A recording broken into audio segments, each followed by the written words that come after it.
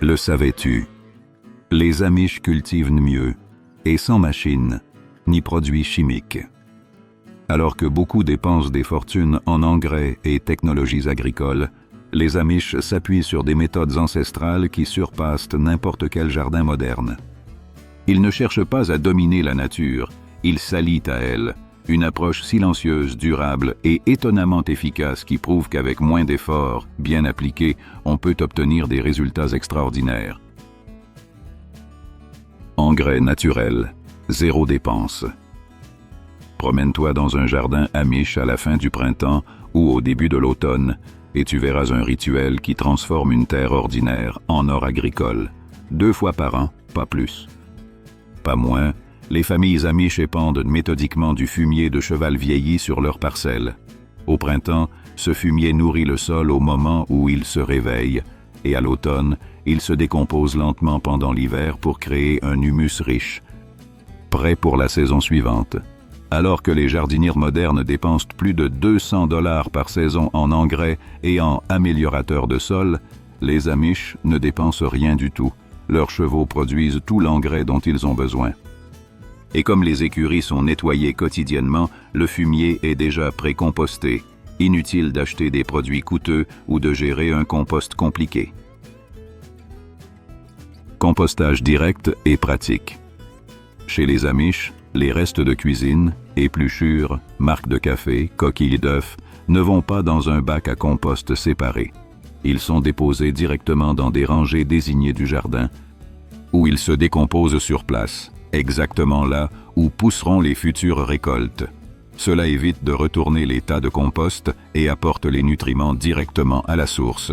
On pourrait dire que les Amish ont perfectionné l'art du compostage de terrain. Cendres pour des tomates en bonne santé. Toutes les 2 semaines pendant la saison de croissance, les familles Amish dispersent des cendres de bois autour de leurs plants de tomates. Ce geste simple apporte du potassium, favorise la formation des fruits et prévient la pourriture apicale, un problème courant chez ceux qui n'utilisent que des engrais chimiques. Ce système d'enrichissement du sol donne des résultats constants et sains, sans analyse compliquée, sans calcul de NPK, ni doute sur le choix du bon engrais. Les Amish ont prouvé qu'en nourrissant la terre naturellement et régulièrement, on obtient un sol vivant, fertile, et des légumes exceptionnels année après année.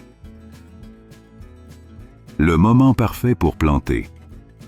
Mais nourrir le sol n'est que la première étape. Le vrai secret des Amish réside dans le moment précis où ils plantent. Ce savoir vient de générations d'observations et d'expériences. Alors que beaucoup de jardiniers modernes se fient aux dates inscrites sur les sachets de graines, les Amish observent simplement la nature. Par exemple, ils sèment le maïs quand les feuilles des chênes atteignent la taille d'une oreille d'écureuil. Pas besoin de calendrier ni d'application météo. La nature leur indique le bon moment.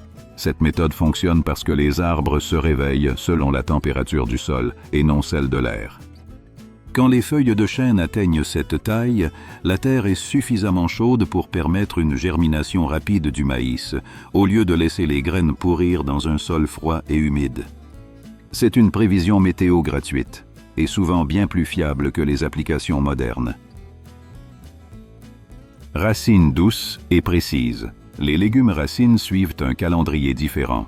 Dans les potagers Amish, on les plante exactement 6 semaines avant la première gelée prévue. Cela leur permet de croître sous la chaleur et de mûrir dans la fraîcheur, ce qui intensifie leur douceur. Même les légumes semblent comprendre que la maturité améliore la saveur, comme le bon vin ou le fromage affiné. Semis échelonnés, récolte continue. Le véritable génie réside dans la technique des semis échelonnés. Tandis que la plupart des gens sèment toute leur laitue en un seul week-end, pour la voir ensuite flétrir sous la chaleur, les Amish plantent de nouvelles rangées tous les 10 jours, d'avril à août. Résultat, une récolte constante, sans excès ni pénurie. Ils font de même avec les haricots. Une première plantation en juin donne en été, une deuxième en juillet produit en automne, et une troisième, en août, survit souvent jusqu'aux premières gelées. Pendant que les météorologues se trompent malgré leurs millions en équipement, Les Amish lisent la nature avec une précision héritée de siècles d'expérience. La coopération des plantes, les trois sœurs. Planter au bon moment ne suffit pas si les plantes se concurrencent. Les Amish les organisent comme une équipe. 3 plantes cultivées ensemble peuvent produire jusqu'à 40% de nourriture en plus que séparément. C'est ce qu'on appelle la méthode des 3 sœurs. Le maïs pousse haut et sert de tuteur naturel aux haricots qui grimpent sur ses tiges tout en fixant l'azote dans le sol, nourrissant le maïs et la courge à ses pieds. La courge, elle, étale ses larges feuilles, bloque les mauvaises herbes et garde l'humidité. C'est la nature qui fait le travail pendant que le jardinier observe. Des fleurs protectrices. Tous les 2 mètres, les jardins Amish révèlent des rangées de soucis. Ces fleurs ne sont pas là pour faire joli. Leur odeur repousse pucérons à l'euro des coléoptères nuisibles. Elles jouent le rôle de ce voisin discret mais ferme qui maintient la paix du quartier. Le basilic planté près des tomates a une double fonction. Il en améliore le goût tout en éloignant les chenilles corneuses. Capables de dévorer une plante entière en une nuit, leur parfum puissant les désoriente et les détourne vers d'autres cibles. Autour des plants de concombre, les capucines agissent comme de petits gardiens. Leur odeur poivrée attire des insectes bénéfiques qui dévorent les nuisibles tout en éloignant les punaises du concombre et les doryphores. Ces fleurs font le travail de protection naturellement, sans pesticides. Piège ni surveillance constante. Comprendre, pas combattre.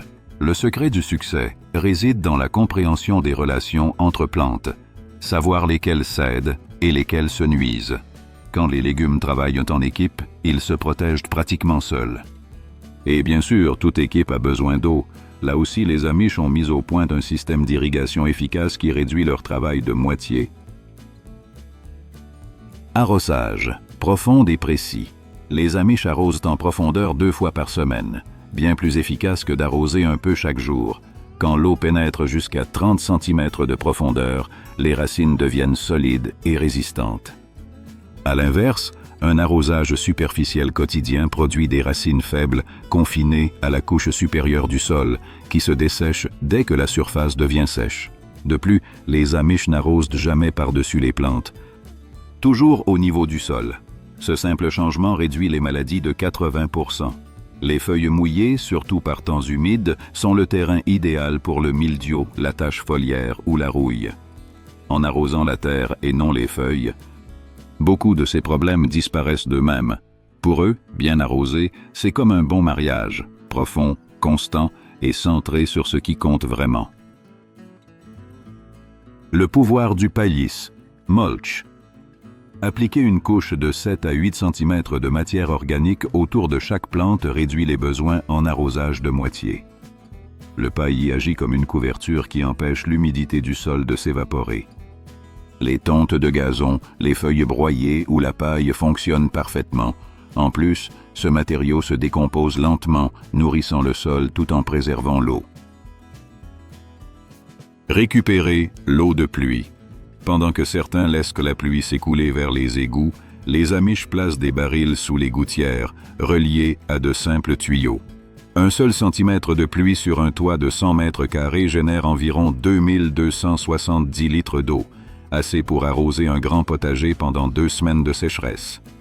Cette eau de pluie est naturellement douce, sans chlore ni fluor, et possède un pH légèrement acide, idéal pour l'absorption des nutriments. Le moment idéal pour arroser.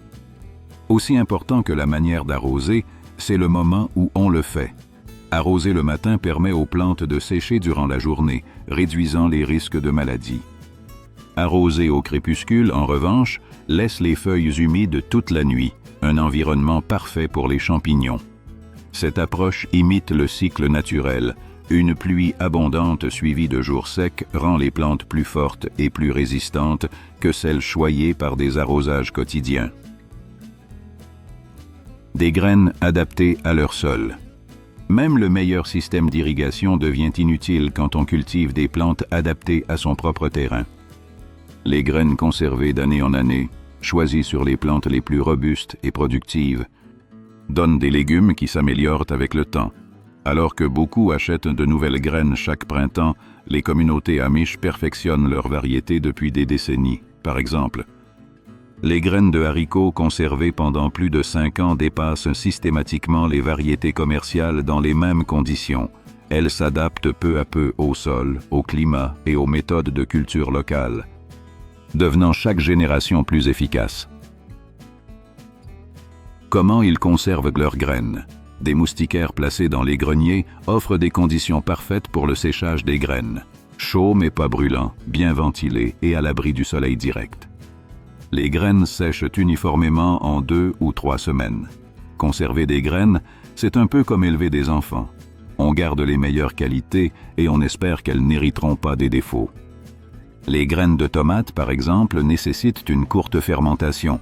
On extrait les graines des tomates mûres avec leur gel. On les laisse fermenter dans un pot pendant 72 heures. Ce processus élimine les maladies, retire la pulpe protectrice et améliore le taux de germination. Des techniques spécifiques. Pour chaque légume. Chaque légume demande une méthode différente. Les haricots et pois sèchent sur la plante jusqu'à ce que les gousses claquent quand on les secoue. Les graines de poivron se sèchent à l'intérieur du fruit mûr. Celles de courge et de concombre doivent être extraites, lavées puis séchées. Les graines conservées produisent non seulement des plantes plus résistantes, mais aussi des légumes au goût supérieur, car les Amish sélectionnent selon la saveur, non selon l'apparence ou la durée de conservation, comme le font les grandes compagnies semencières. Des graines qui portent une histoire. Ces variétés adaptées deviennent de véritables trésors familiaux, transmis de génération en génération. Chaque nouvelle récolte s'ajuste un peu mieux à son environnement que n'importe quelle graine standard de catalogue. Ce n'est pas seulement une question de tradition, mais d'efficacité pure, née de l'observation et de l'expérience accumulée. Contrôler les mauvaises herbes sans effort. Les graines ne sont pas les seules à s'adapter. Les mauvaises herbes aussi. Mais les Amish ont appris à gagner la bataille avant qu'elle ne commence. Une couche épaisse de paillis bloque jusqu'à 90% des herbes indésirables dès le départ. Alors que la plupart des jardiniers réagissent après leur apparition, les Amish les empêchent simplement de germer. Sans lumière, pas de germination. Et sans germination, pas de désherbage. Les rares mauvaises herbes qui réussissent à percer le paillis s'arrachent facilement juste après la pluie. Quand le sol est meuble, dans la terre humide, les racines sortent avec 75% moins d'effort. Ce qui était une corvée devient une tâche rapide et simple. Désherber tôt et stratégiquement. Passer la binette le matin permet de couper les mauvaises herbes quand elles sont encore fragiles. Leurs tiges tendres se sectionnent facilement et le soleil matinal les dessèche avant qu'elles ne puissent repousser. Les mauvaises herbes sont comme des adolescents rebelles. Si on les laisse grandir sans contrôle, il devient vite trop tard. Espacement intelligent. Pour moins de concurrence. Un bon espacement entre les plantes crée une suppression naturelle des mauvaises herbes. En occupant l'espace adéquat, les légumes s'étalent et ombragent le sol, empêchant les herbes indésirables de s'établir. Ce paillis vivant conserve aussi l'humidité et régule la température, offrant un environnement idéal aux plantes cultivées et hostile aux intruses. Prévenir. Plutôt que combattre, les Amish ne voient pas le désherbage comme une bataille sans fin, mais comme une stratégie préventive. Ils éliminent simplement les conditions qui permettent aux mauvaises herbes de prospérer. Les graines ont besoin de lumière, d'espace et d'un sol remué pour germer. Supprimez l'un de ces 3 éléments et le problème disparaît. Les potagers bien paillés et correctement espacés ne nécessitent qu'un entretien occasionnel. Pas des heures de lutte chaque semaine. Une fois les plantes bien établies, elles assurent elles-mêmes la majorité du contrôle des mauvaises herbes. Allonger la saison avec ingéniosité. Même les jardins les mieux entretenus doivent affronter des saisons de culture courtes. C'est là que la créativité Amish s'exprime pleinement. Des châssis froids faits de vieilles fenêtres prolongent la saison de 6 à 8 semaines. Ces boîtes simples emmagasinent la chaleur du soleil le jour et la libèrent de la nuit, créant un microclimat jusqu'à 20 degrés plus chaud que l'extérieur. Et lorsqu'une gelée surprise arrive, les vieux draps deviennent des sauveurs. Les tissus usés servent de couverture protectrice jusqu'à 2 degrés Celsius. Ils laissent passer l'eau et la lumière, mais conservent juste assez de chaleur pour éviter les dégâts. Apparemment, les draps sont meilleurs pour protéger les tomates que pour rester sur le lit la nuit. Récolte de fin d'été. Pour l'hiver. Alors que la plupart des jardins se vident pendant les mois froids, les Amish continuent à récolter des légumes frais grâce aux semis de fin d'été. Des cultures résistantes au froid comme le chou frisé. Les choux de Bruxelles et les radis d'hiver non seulement survivent aux petites gelées, mais gagnent en goût. À mesure que les températures baissent, ces plantes transforment l'amidon en sucre, devenant plus douce et plus tendre. Microclimat pour cultiver plus. Longtemps. Les murs orientés vers le sud créent de véritables microclimats qui prolongent la saison de culture jusqu'à 2 semaines supplémentaires.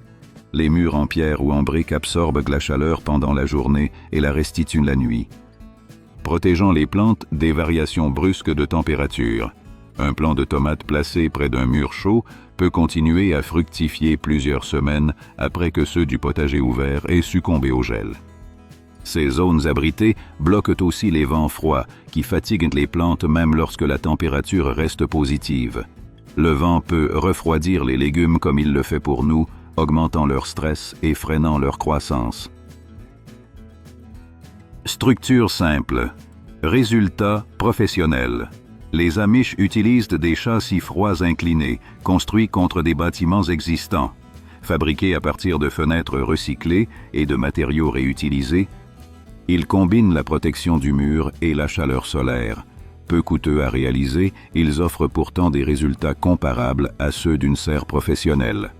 L'objectif n'est pas de créer un climat tropical, mais de protéger les plantes des conditions extrêmes et de tirer parti de chaque rayon de soleil, de chaque degré de chaleur. Ces techniques peuvent transformer une saison de 8 mois en une saison de 10 ou 11 mois, permettant de récolter presque toute l'année. Souvent, les rendements sont même meilleurs pendant les mois frais. Les cultures de climat froid subissent moins d'attaques d'insectes et demandent moins d'eau. Des solutions naturelles contre les ravageurs. Mais tout ce travail pourrait être réduit à néant si les parasites envahissaient le jardin. C'est pourquoi les Amish utilisent des solutions naturelles simples, efficaces et sans danger. Une cuillère à soupe de savon liquide dilué dans 1 litre d'eau crée un spray redoutable contre les pucerons, les alerodes et autres parasites à corps mou. Le savon détruit leur couche protectrice et les déshydrate en quelques heures. Cela coûte quelques centimes et agit aussi bien que les pesticides du commerce. Café, coquilles et piments. Comme défense. Le marc de café usagé est répandu autour des plantes comme barrière que les limaces et escargots refusent de franchir. Sa texture rugueuse irrite leur corps mou. Et la caféine agit comme répulsif. En se décomposant, il enrichit aussi le sol en azote. Les coquilles d'œufs écrasées forment une défense efficace contre les vers gris qui sortent la nuit pour ronger les tiges à la base.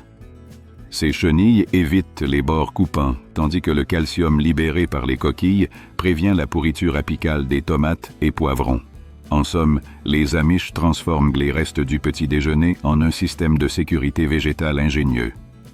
Et pour les visiteurs plus imposants comme les lapins ou les cerfs, une recette simple, du piment en poudre mélangé à de l'eau. Quelques cuillères pour 4 litres suffisent à rendre les plantes immangeables, sans blesser les animaux.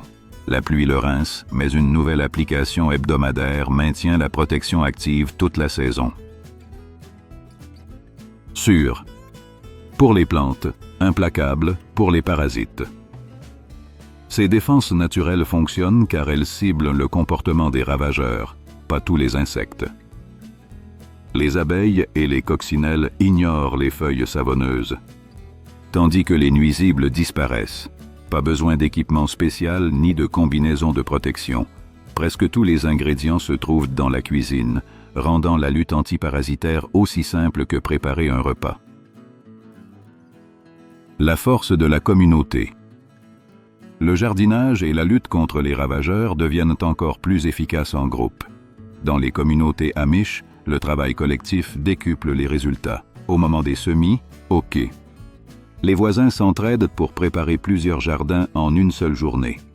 Le même groupe revient pour le désherbage et la récolte, transformant des corvées épuisantes en activités conviviales et productives. Échange de graines, de savoir et d'économie. Partager les graines renforce la résistance naturelle des plantes. Si une famille découvre une tomate résistante à un champignon, ces graines sont distribuées à toute la communauté. Au fil du temps, cela crée des variétés parfaitement adaptées au climat et aux sols locaux. Le savoir se partage aussi. Quand semer, comment gérer les parasites, quelles variétés donnent les meilleurs résultats. Cette transmission de sagesse évite bien des erreurs coûteuses, surtout pour les jardiniers débutants. Les achats collectifs réduisent également les coûts de 60 à 70%. Acheter en groupe du paille, de l'engrais ou des semences permet d'obtenir des prix de gros. Un camion entier de compost partagé entre 8 familles revient bien moins cher que des sacs individuels achetés en magasin. Des mains qui aident, des projets qui avancent. Les grands projets, comme la construction de châssis froids, l'installation d'un système d'irrigation ou la préparation de nouvelles parcelles, sont réalisés en quelques heures quand plusieurs personnes mettent la main à la pâte. Ce mode de travail coopératif rend chaque potager plus productif, avec moins d'efforts individuels. Même en cas de maladie ou d'accident, d'autres familles prennent le relais pour entretenir le jardin jusqu'à la guérison du propriétaire. Des outils faits pour durer toute une vie. Bien sûr, le succès dépend aussi des bons outils. Les houes à long manche permettent de travailler debout, couvrant plus de surface avec moins de fatigue. Leurs lames en acier coupent les mauvaises herbes et brisent la croûte du sol avec précision. Fruit d'années de pratique. Les brouettes solides surpassent des dizaines d'allers-retours avec des seaux. En une seule charge, on transporte compost, paillis ou récoltes lourdes. En pleine saison, le temps gagné vaut des heures précieuses. Les outils forgés à la main durent des décennies de plus que ceux d'usine. Houes, cultivateurs et ustensiles fabriqués par des forgerons utilisent un acier de qualité et des techniques traditionnelles garantissant solidité et fiabilité. Leur coût initial est plus élevé, mais ils s'amortissent sur 20 ou 30 ans d'usage constant. Mesurer, pour ne pas se tromper. Des règles artisanales faites en bois recyclé assurent l'espacement parfait entre les plantes. Marquées avec les distances de semis courantes, elles évitent les erreurs et garantissent des rangées droites. Esthétiques et efficaces, ces outils faits maison ne coûtent rien, mais préviennent les pertes dues à un mauvais agencement. Des outils simples, des résultats remarquables. La philosophie amish concernant les outils repose sur l'efficacité, pas sur le confort. Chaque outil remplit plusieurs fonctions et est conçu pour supporter des années d'usage intensif. Un investissement de 20 $ dans un bon outil manuel rapporte bien plus que des gadgets coûteux qui cassent après une saison. Moins de technologie, plus de sagesse. Avec leurs outils robustes et leurs méthodes éprouvées, les Amish prouvent qu'on n'a pas besoin de machines sophistiquées ni de systèmes complexes pour cultiver un potager prospère. Leur pratique fonctionne parce qu'elle respecte les lois de la nature au lieu d'essayer de la dominer. Parfois, les meilleures solutions sont celles qui fonctionnent depuis des générations, discrètement, mais avec des résultats impressionnants. Et si cette vidéo t'a plu et que tu es passionné par la culture Amish, celle-ci va sûrement te plaire aussi. N'oublie pas de liker et de t'abonner pour ne rien manquer de la plus grande communauté Amish sur YouTube.